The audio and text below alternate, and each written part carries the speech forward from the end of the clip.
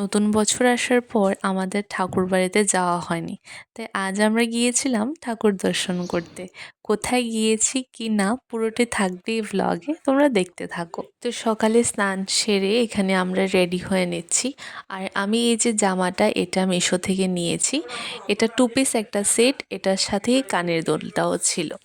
এই তো কথা বলতে বলতে আমি রেডিও হয়ে নিলাম। আর এই ড্রেসটা পরে আমাকে কীরকম লাগছে অবশ্যই কমেন্ট করে জানিও। জামার হাতার দিকে ডিজাইনটা অনেকটা সুন্দর ছিল, একটু লুজ ছিল। আর ডিজাইনটাই ছিল এরকম যে একটু লুজ থাকবে, আর ডিজাইনটা যাতে এরকম নিচের দিকে পড়ে থাকে, দেখতে অনেকটা সুন্দর লাগছিল।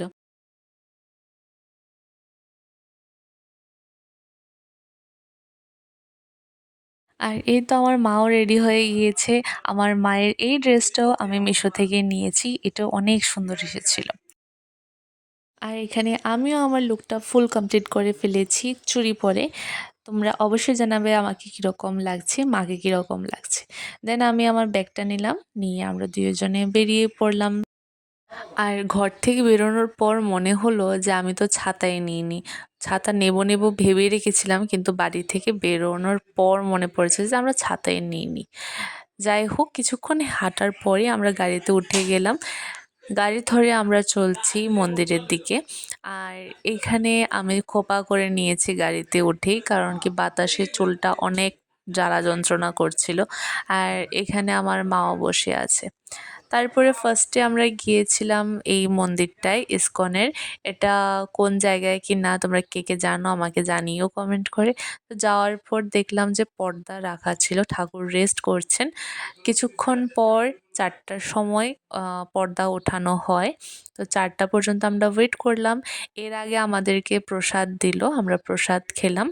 তারপরে ফাইনালি 4টা বাজলো আর আমরা ঠাকুরের দর্শন করতে পেরেছি। তোমরাও আমার সাথে দর্শন করো।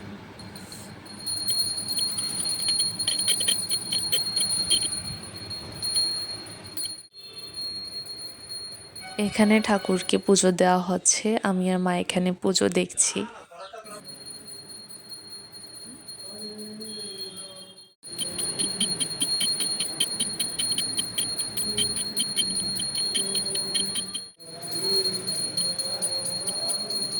পুজো শেষ করার পর আমাদের দিল প্রসাদ।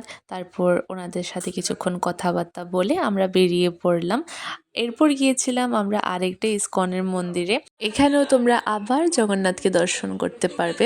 আমিও আবার করতে পারছি ভিডিও এডিট করতে করতে।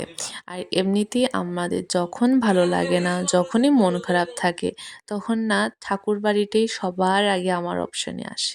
তখনই যখন আমাদের কোনো কিছুই ভালো লাগে না, যদি পসিবল হয় আমি আর মা কোনো একটা ঠাকুর বাড়ি থেকে ঘুরে আসার চেষ্টা করি।